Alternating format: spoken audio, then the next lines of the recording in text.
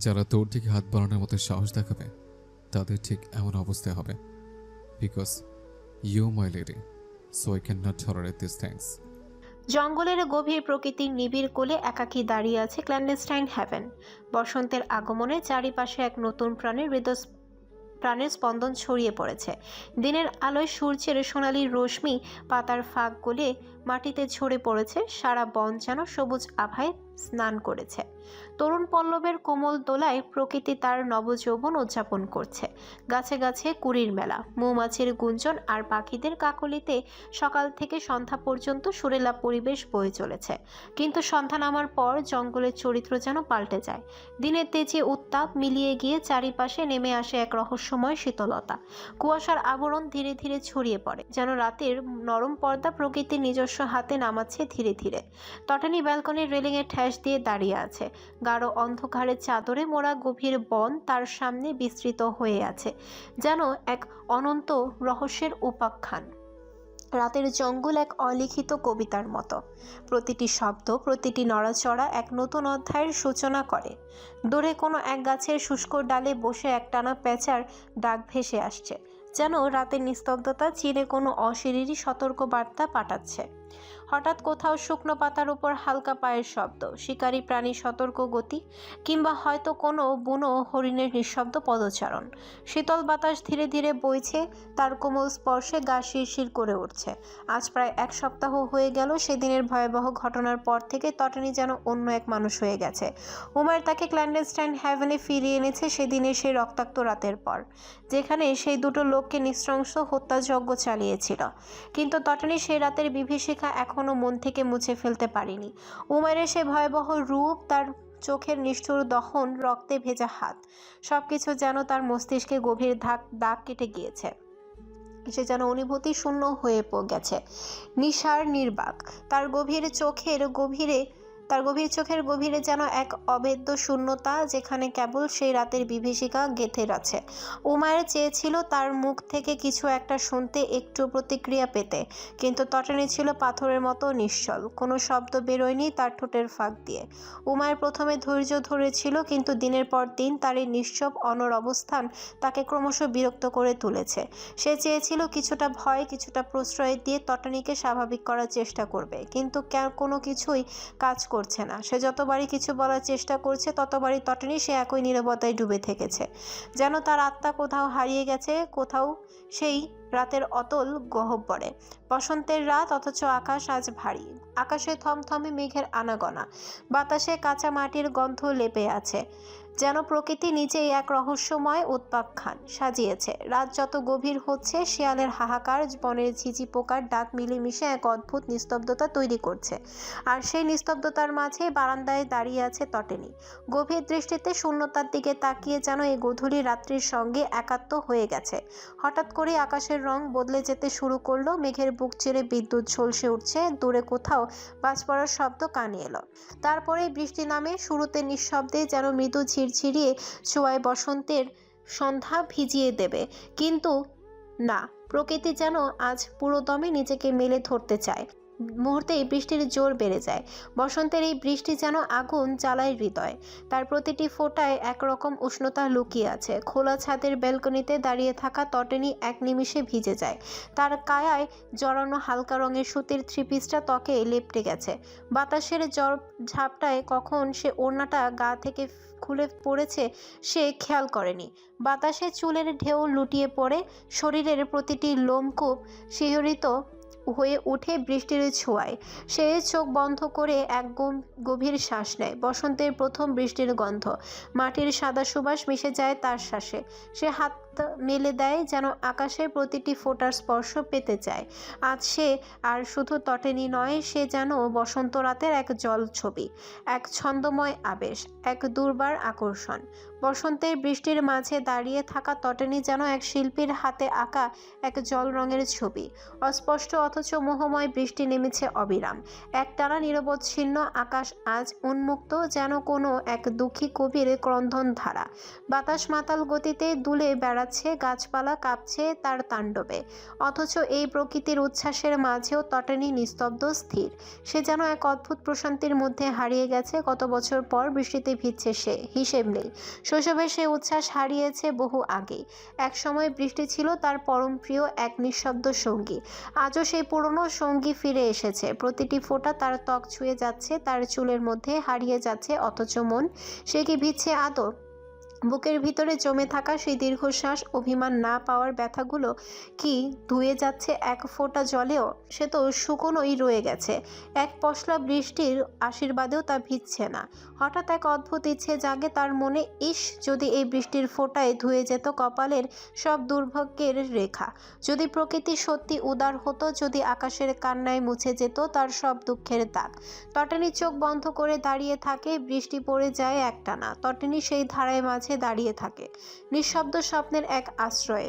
Umair Kaiser group of industry পরিচালনার পাশাপাশি নিজের একক প্রচেষ্টায় একটি নতুন ফ্যাক্টরি গড়ে তুলেছে। আজ ছিল এক গুরুত্বপূর্ণ দিন। ফ্যাক্টরির নকশা চূড়ান্ত করে ভিত্তি প্রস্তর স্থাপন করা হয়েছে। ইট সিমেন্টের গন্ধে মোড়া সেই স্থান থেকে ইঞ্জিনিয়ারদের সাথে কাজের তদারকি করে ক্ল্যান্ডেস্টাইন হ্যাভেনে ফিরতে ফিরতে বেশ রাত হয়ে গেল। তার বুকের ক্ষত এখনও কাঁচা, কিন্তু উমায়ের এসব পাত্তা দেয় না। এমন তুচ্ছ আঘাতে তার মতো দৃঢ়চেতা মানুষ ভেঙে পড়ে না। বাইরে তখন প্রবল বৃষ্টি, আকাশের কালো মেঘ গর্জন করে উঠছে। ক্ল্যান্ডেস্টাইন হ্যাভেনে গাড়ি থামাতেই তার বডিগার্ডরা তৎপর হয়ে ছাতা এগিয়ে দিল। তবে উমায়ের ধীর অথচ দৃঢ় কণ্ঠে বলে উঠল। Don't need. তার কণ্ঠের গভীরতা শুনেই পাহাড় সম নীরবতা নেমে এলো। মুহূর্তে বডিগার্ডরা ছাতা সরিয়ে নিল। গাড়ি থেকে নামার পর সে তার লম্বা কালো কোট খুলে এক বডিগার্ডের দিকে ছুঁড়ে দিল। অতঃপর নিঃশব্দে কুঠিরের দিকে এগিয়ে গেল। দরজার চৌখাট পেরিয়ে ভেতরে ঢুকে পড়ল। কিছুক্ষণ পর ঠোঁটে জ্বলন্ত সিগারেট নিয়ে আবার বেরিয়ে এলো। বাইরে এখন বৃষ্টির স্রোত অবিরাম বয়ে চলেছে। ততক্ষণে তার গায়ের সাদা পোশাক বৃষ্টিতে ভিজে গিয়ে বলিষ্ঠ শরীরের ওপর আঠার মতো লেপ্টে গেছে। তার প্রতিটি পেশিতে এক ধরনের প্রশান্ত অথচ সংযত শক্তির আভাস। দমকা হাওয়ায় ঝাপটা তার ভেজা সাদা পোশাক শক্তপোক্ত শরীরের সঙ্গে লেপ্টে গেছে। বৃষ্টির ফোঁটা গড়িয়ে পড়ছে তীক্ষ্ণ চোয়াল বেয়ে। ঠোঁটে জ্বলন্ত সিগারেট ধোঁয়া ধীরে ধীরে বিলীন হচ্ছে বাতাসে। হাঁটতে হাঁটতে হঠাৎ তার দৃষ্টি পড়ল ব্যালকনির দিকে। ঠিক সেই মুহূর্তে আকাশের বুক চিরে বিদ্যুৎ ঝলসে উঠল। আর তখনই সে তাকে দেখল, বারান্দায় দাঁড়িয়ে থাকা এক রহস্যময়ী মোহময়ী রমণী। ঝলসে ওঠা বিদ্যুৎ এক মুহূর্তের জন্য আকাশের অন্ধকার চিরে ঝলমলে আলোয় ভরিয়ে দিল চারপাশ। সেই ক্ষণস্থায়ী আলোর ঝলকানিতে উমায়ের দৃষ্টি আটকে গেল বেলকনিতে দাঁড়িয়ে থাকা এক নারীর অবয়বে। সময় যেন থমকে গেল। চারিপাশের ঝড়ো বাতাস, মুষলধারে নেমে আসা বৃষ্টি, সবকিছু নিমিষে নিস্তব্ধ হয়ে গেল। শুধু সেই আলোয় স্পষ্ট হয়ে উঠল এক মোহময়ী সৌন্দর্য তটিনী। ভেজা সুতির থ্রিপিস তার নারী শরীরের প্রতিটি বাঁক ছুঁয়ে যেন উন্মোচিত করে দিয়েছে এক মোহময় দৃশ্য। স্নিগ্ধ জলকণা তার ত্বকের উপর চিকচিক করছে, আর ভেজা কেশরাশি কাঁধ বেয়ে তার চোখ দুটি আলতোভাবে বোঝা, যেন সে প্রকৃতির এই উন্মত্ততায় নিমগ্ন, বৃষ্টির স্পর্শে মগ্ন। বৃষ্টির স্পর্শে সে যেন এক অপার্থিব রূপে ধরা দিয়েছে। বিদ্যুতের আলোয় তার মুখের প্রতিটি শৈল্পিক রেখা যেন আরও উজ্জ্বল হয়ে উঠেছে। নিষ্পাপ অথচ গভীর এক রহস্যে মোড়া উমায়ের বুকের ভেতর অজানা এক ঝড় উঠল। একটা তীব্র অপ্রতিরোধ্য ঝড়, যা প্রকৃতির এই দুর্যোগের চেয়েও প্রবল, আরও বিধ্বংসী। তার শরীরের রক্তে জমে এলো, অথচ মনের গভীরে জ্বলে উঠল এক অগ্নিস্ফুলিঙ্গ। দুই ঠোঁটের মাঝে অদৃশ্য এক চাপ সৃষ্টি হলো, আর তখনই বুঝতে পারল সিগারেটটা কখন যেন হাত ফসকে পড়ে গিয়েছে। পুনরায় আকাশের বুক চিরে বিদ্যুৎ ঝলসে উঠতে তার হুঁশ ফিরল। তটানি তখনও বারান্দায় দাঁড়িয়ে, তার শরীর থেকে চুইয়ে পড়া জলের ফোঁটাগুলো যেন মাটিতে পড়ার আগে বাতাসে ছড়িয়ে যাচ্ছে। উমায়ের চোয়াল শক্ত হয়ে উঠল। এত রাতে এমন দুর্যোগপূর্ণ আবহাওয়ায় সে একা ব্যালকনিতে কি করছে? যদি কোনো গার্ড এই অবস্থায় তাকে দেখে ফেলতো। দৃঢ় পদক্ষেপে সে নিজের রুমের দিকে অগ্রসর হলো। উমায়ের মনে মনে পণ করে ফেলল, আজই তটিনীকে উচিত শিক্ষা দেবে। মেয়েটা অতিরিক্ত বেড়েছে, কিছু বলছে না বলেই যেন মাথায় উঠে নাচতে শুরু করেছে। তটিনী এখনও চোখ বন্ধ করে দাঁড়িয়ে আছে ব্যালকনির রেলিং ধরে, যেন সে নিজেকে প্রকৃতির হাত সঁপে দিয়েছে। এমনই এক মুহূর্তে হঠাৎই সে অনুভব করলো পেছনে কেউ দাঁড়িয়ে আছে, একটা পরিচিত অস্তিত্ব। একটা গাঢ় মাতাল করা পরিচিত সুগন্ধ তার নাকে এসে লাগলো। পারফিউমের করা গন্ধ বলে দিল সে কে। উমায়ের। তটিনী চোখ খুলল ধীরে, কিন্তু পিছনে ঘুরে তাকালো না। তার নিঃশ্বাস খানিকটা ভারী হয়ে এলো, কিন্তু সে কিছু বলল না। শুধু সরে গিয়ে ব্যালকনি ছাড়ার জন্য এক পা বাড়ালো। ঠিক তখনই উমায়ের তার হাত দিয়ে রেলিং আঁকড়ে ধরল, যেন এক অনুচ্চারিত বাধা তৈরি করলো তটিনীর সামনে। উমায়ের এই আচরণ তটিনীকে যাওয়া থেকে থামিয়ে দিল। বৃষ্টির ধারায় যেন পুরো পৃথিবী মেঘের অশ্রুতে ভিজে উঠেছে। রাতের অন্ধকার আর অবিরাম বৃষ্টির শব্দের মাঝে দাঁড়িয়ে আছে তারা দুজন, দুই বিপরীত মেরুর মতো, অথচ একই মুহূর্তে অভিন্ন এক টানে বাঁধা। তটিনী গভীরভাবে শ্বাস নিল, তার বুক উঠানামা করলো আর মুখ শক্ত হয়ে গেল। চোখে ভাসলো একরকম অবিচল দৃঢ়তা, বৃষ্টির মতোই শান্ত অথচ প্রবল, যেন জলধারার মধ্যে এক টুকরো অগ্নিশিখা, শান্ত অথচ অনড়। কিন্তু সে একটিও কথা বলল না, শুধু তার দৃষ্টি বৃষ্টির ঝাপটায় আরো তীক্ষ্ণ হয়ে উঠল। উমায়েরও নীরব, কিন্তু সেই নীরবতায় যেন এক যুদ্ধের ময়দান। এক পক্ষ আটকে রাখতে চাইছে, আরেক পক্ষ মুক্তির আকাঙ্ক্ষায় ছটফট করছে, অথচ শব্দহীন এবং সংঘর্ষ বৃষ্টির শব্দের যে কোনো অংশে কম প্রবল নয়। উমার চোখ ধীরে ধীরে তটিনীর উপর স্থির হলো। তার ভিজে মেয়েলি শরীর, এলোমেলো চুল আর বৃষ্টির ফোঁটা ঝরতে থাকা হলুদ ভাব ফর্সা মুখটায় সে চেয়ে রইল অপলক।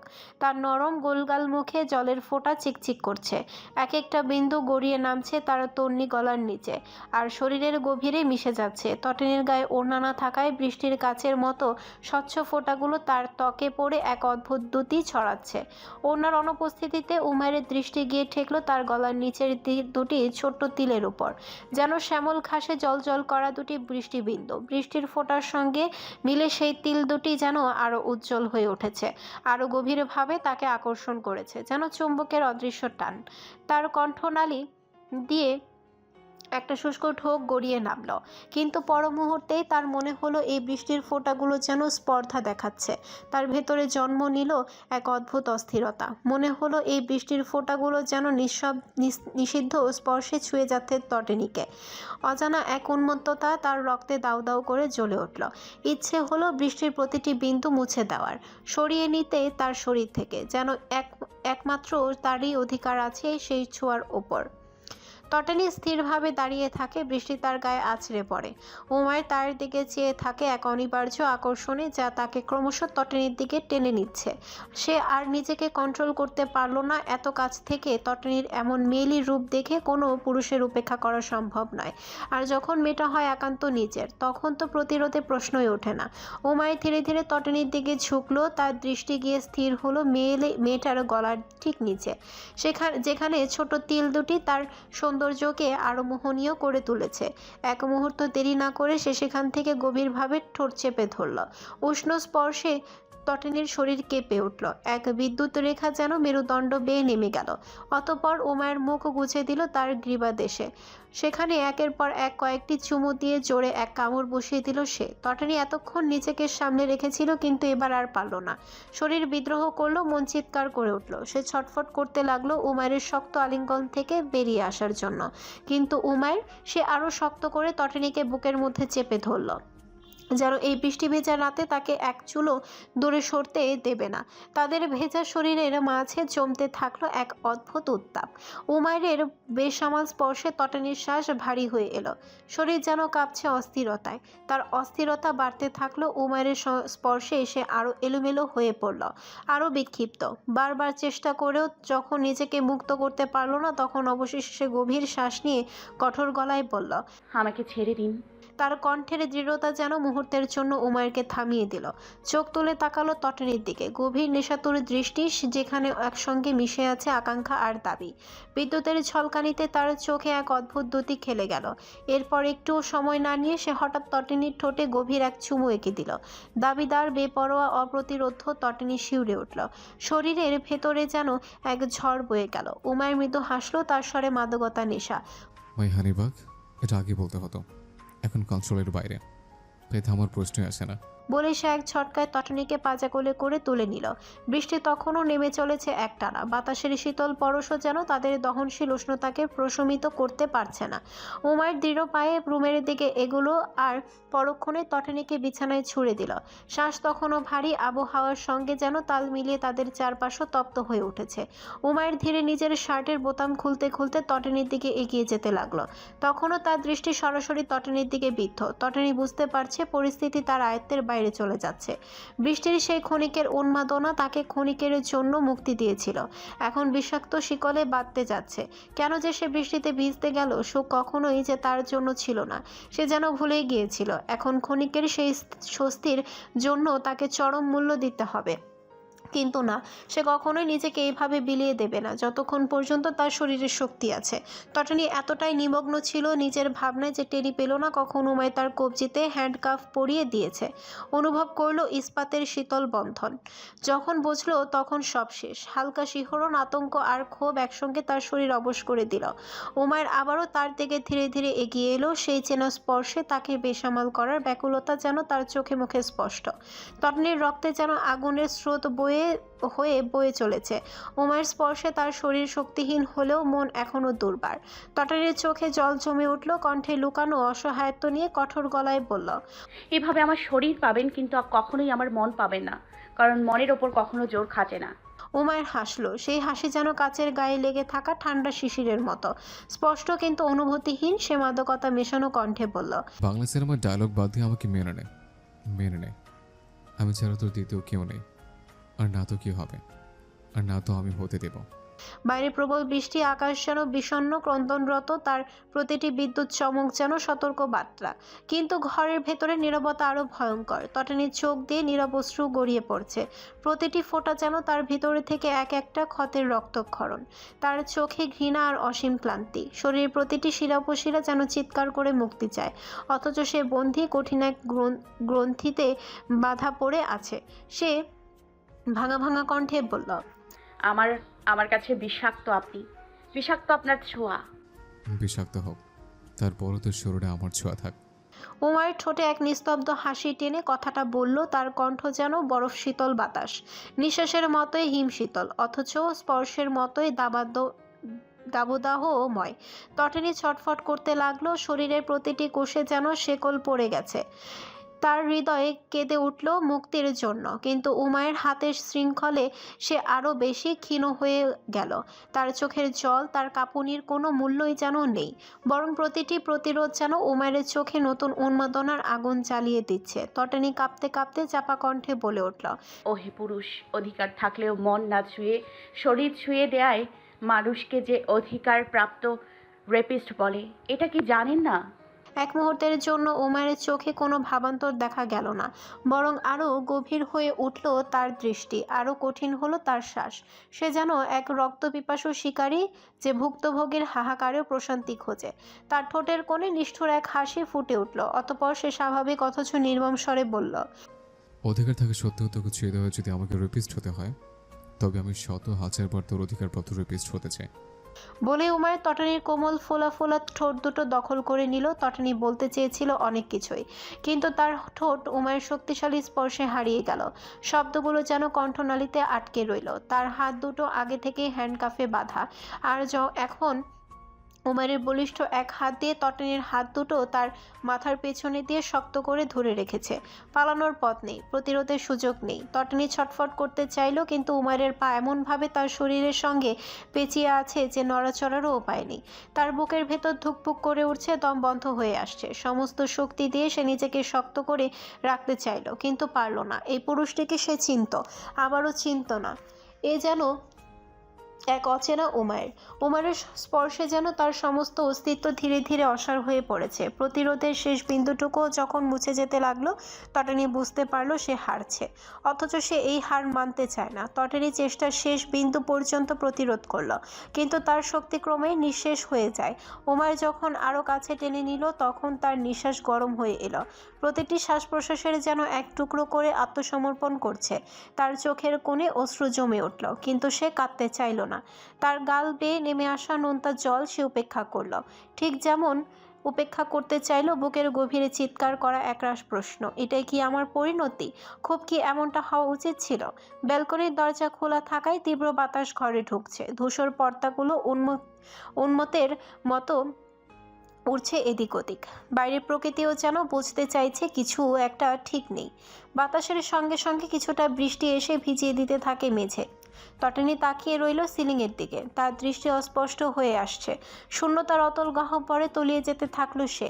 তার দেহ উমাইরের বাঁধনে থাকলেও তার মন যেন ধীরে ধীরে দূরে সরে যাচ্ছে, এমন এক স্থানে যেখানে সে আর কিছু অনুভব করবে না। নিস্তব্ধতার চাদরে মোড়ানো ঘরটি যেন এক অলিখিত শপথ নিয়েছে, কোনো শব্দ প্রবেশ করতে পারবে না সেখানে। অথচ সেই নিস্তব্ধতা ভেঙে খান খান করে দিচ্ছে এক করুণ সুর, সপ্তদোষী এক কন্যার অবিরত কান্না। গভীর বিষাদে ভরা তার বুক ফাটা হাহাকার প্রতিটি শ্বাসে এক নতুন ব্যথার জন্ম দিচ্ছে। দেয়ালের কোণ ঘেঁষে রাখা টেবিল ল্যাম্পের ম্লান আলোয় এক শয্যার পাশে বসে কাঁদছে সে।